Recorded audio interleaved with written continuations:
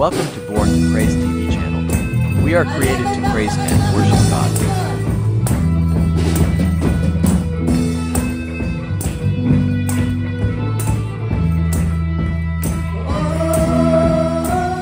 That is what Satan trying to do. Dili tungod kinananghid siya para silutan, tungod kay libre kay siya mubuhat ana. What he is trying to do is ask God to remove his protection. Tungod kay ang Dios kanunay nagprotektar. Munang karon igsuon nimo og nako kung ikaw anak sa Dios kanunay kang giprotektahan sa Ginoo. Sama sa iyang pagprotect ni Job, he is always protecting us. He is always protecting us. So, mo na to, gialaw sa Ginoo. Okay. Pwede kang makabuhat sa tanan mong ganahan, apan ayaw lang siya og hilabde. Pwede nimong kwaon tanang kabtangan ni apan ayaw siya hilabde. Gialaw ni God na tungod kay ganahan jud ni i-prove ni Lord nga kana nga iyang alagad matinud-anon lagi. So gialaw. But still Job knelt down before the presence of the Lord. Niluhod siya, ni alagad gyapon siya sa Ginoo bisan gibuhatong Satan. God has full confidence nga si Job kaya niya. Confident kaayo ang Ginoo nga kaya ni Job ang tanan tungod kay gihatagan man sa Ginoo og gahom si Job nga makabarog. Confident si Lord tungod kay aduna man si dako nga pagkontroller sa kinabuhi ni Job. Nakita naman niya ang unahan nga makaya niya tungod kay gihatagan gahom sa Ginoo si Job.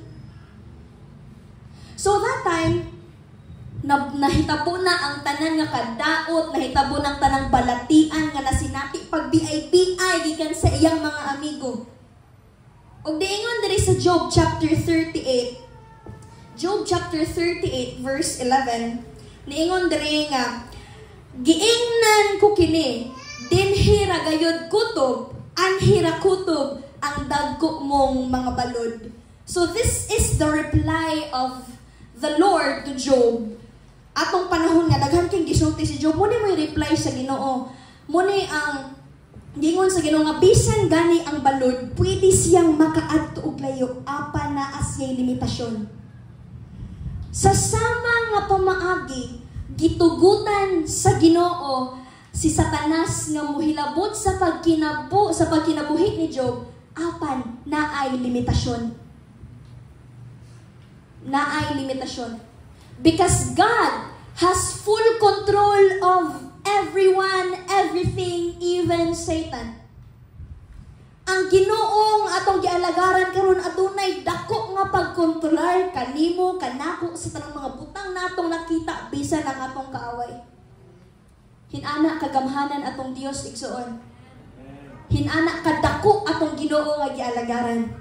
Hinana kadako ang atong protector. O ako po ihatag kini nga lain nga example na pud sa pag-protect ni Lord. Dili ra kasay soon. Sa New Testament in Luke chapter 22 verses 31 to 32, mauni ang time nga naa na sila sa Last Supper with his disciples, Jesus with his disciples. Niingon si Jesus, unya miingon si Jesus kang Pedro, Simon, paminawa ako. Nananghid si Satanas nga sulayan niya kamo. Nananghid na po. Kaya wala lagi si Satan nga God's protection is with them. Nananghid na po siya kay pwede kayo mo hilabot si Satan. Oy! Pero di siya kahilabot. Iprotektahan nananghid na po siya. Hinanak kalimitado ang pusod sa kaaway sa atubangan sa Ginoo. Nananghid si Satanas nga sulayan niya kamo. Apan nagaampo ako alang kaninyo. Nagaampo ako alang kanimo, aron nga dili mawala ang imong pagtuo.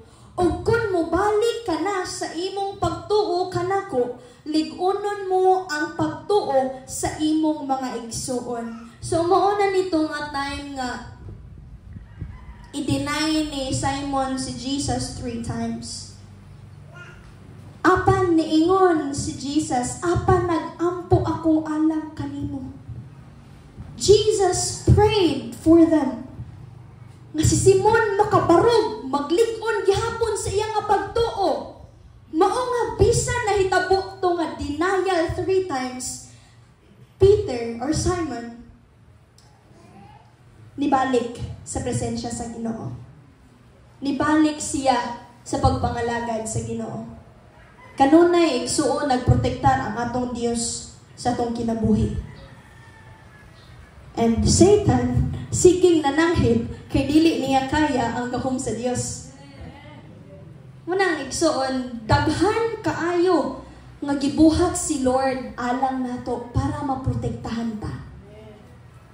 Daghan kaayo siya nga plano para sa atong kinabuhi in order nga makip safe si tanan sa iyang mga kamot. Ug ang first another a lot of things that God had done. And usa ni igsoon mao ang God protect us from the eternal death through Jesus Christ. In Romans chapter 6 verse 23, memoryado na ni sa tanan, for the wages of sin is death, but the gift of God is eternal life in Christ Jesus our Lord. Kitang tanan, destined tang tanan nga maadto sa kalaglagan sa impyerno. Maguna-una ta, unfair man kayo ka Lord, uy, ila raman tong sala. Ang pinaka-fair nga silot na tuwig suon, dapat na atas impyerno tanan. Tungod kay kitang tanan, nakasala, o wala giyoy exempted. Kanang tanaw nato, pinakabuutan na kay tanan, makasala na. Kanang pagtanaw nato nga, hala, murag di siya kabuak og plato, makasala na. Bisan og kanang nagtindog sa atubangan, makasala na. Bisan ang pinakamaayo kaayo mo preach sa pulong sa Ginoo, still makasala na. And only God can protect us against eternal death. Ang Ginoo ra gyud mo'y makakuha nato igsuon. Ang Ginoo ra gyud makasubmit natong tanan gikan sa kadaot tungod kay ang Dios ray adunay gahom nga makabuhat ana. All of us deserves death. Tungod kay kung kita man lamang atong itimbang-timbang, wala. Apan gibuhat niyang tanan, iyang gihatag iyang bugtong anak para maprotektahan ta igsoon. Para maprotektahan ta. Para dili ta maadto sa kadaot tungod kay nahigugma siya diri nato. God had given His only Son in order for us to be protected. O samtang sa panahon nga nadawat nato si Jesus Christ diri sa atong kinabuhi, in order to be saved is to receive Jesus Christ as our Lord and personal Savior. Sa panahon nga imong gidawat si Ginoong Jesus nga imong personal nga manluluwas, padayon o padayon ang proteksyon sa Ginoo diha kanimo. Because God did not promise that bisan tong mga wala mo tuo diha kaniya, daghan gyud kitang mabasahan sa pulong sa Ginoo nga kadaot gyud ang ilang kahamtangan. Sa call to worship nga ganina katong scripture reading ganina before sa pagkanta sa sa hymn of praise, nadungog nato kung unsa ang silot nga ipahamtang sa mga makasasala. And only God can remove those sins. Munang sa panahon nga atong gidawat, gitawag na ta nga mga anak sa Dios. In John chapter 1 verse 12. For those who did receive Him, He gave us the right to become children of God. Then, sa sumpay pa na, ningon, not born of the flesh, but born of the Spirit. Kitang tanan nga nabag-o na sa Espiritu. Kitang tanan nga anak sa Dios, pinaagi sa iyaha nga pagkuha kanato gikan sa kasalanan.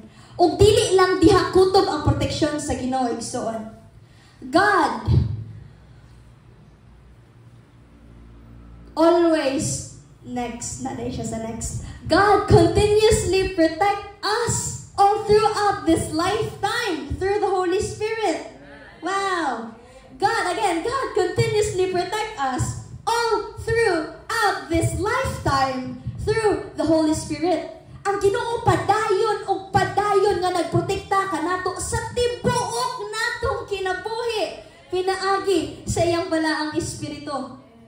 Dili ra kutob ato igsoon. Dili ra kutob ato God. Sige, og sige siyang nagprotekta. In John chapter 14 verse 16 to 17, Jesus said, "Og pangayoon ko sa Amahan nga padad-an niya kamog laing magdadasig." Laing magdadasig. Lain na mudasig nato. Kini nga magdadasig walay lain kundili ang Espiritu Santo. Nga mao ang magtudlo kaninyo sa kamatuoran o magapabilin siya kaninyo sa walay katapusan. Dili siya dawaton sa mga tawo sa kalibutan tungod kay dili nila siya makita ug wala sila makaila kaniya. Apan nailhan ninyo siya tungod kay siya kauban ninyo o kanunay magapuyo diha kaninyo. So ato ning tagsa-tagsaon. Niingon si Jesus Christ nga padad-an og laing magdadasig nga mao ang balaang espiritu. Sa tanan nga magtotoo, kini nga magdadasig mao Espiritu Santo, the Holy Spirit, og ang buhat sa Holy Spirit diri sa atong kinabuhi mga igsuon mao ang kanunay magtudlo nato, kanunay maggiya nato, kanunay nga magapauna, mag-lead natong tanan. Munay buhat sa balang espiritu. By the time that we've received Jesus Christ, maangko nato ang balaang espiritu. Kanunay magtudlo nato, kanunay maggiya nato, kanunay mag-lead nato. So whenever kitang tanan magbuhat bisag unsa mga butang diring kalibutan na conscious ta sa atong buhaton. Di ba? Conscious ta nga di naman ni mao. Di man ni mao ang gisulti sa pulong sa Ginoo. It is by the Holy Spirit. O gihatag na siya sa Ginoo nga magprotektar kanimo para magalikay ka sa mga kasalanan. Tungod kay when we receive Jesus Christ, ang balaang espiritu muuban diri nato na sa sulod nato nga maggiya sa tong kasing-kasing nga maglikay sa mga dili mao ug mobuhat sa kung unsa ang naa sa kamatuoran. One another way nga gibuhat sa Dios aron maprotektahan ang atong espiritual nga pagkinabuhi. Og magpabilin siya kaninyo sa walay katapusan. Dili siya dawaton sa mga tawo sa kalibutan tungod kay dili niya sila makita o wala sila makaila kaniya. Very special jud kayo ning mga anak sa Dios. Tungod kay kita lamang ang makaangkon niini nga protection sa balaang espiritu tungod kay wala ni nakita sa kalibutan. Wala ni nakita sa mga patay. Patay spiritually. Thanks for watching. Please don't forget to subscribe our channel.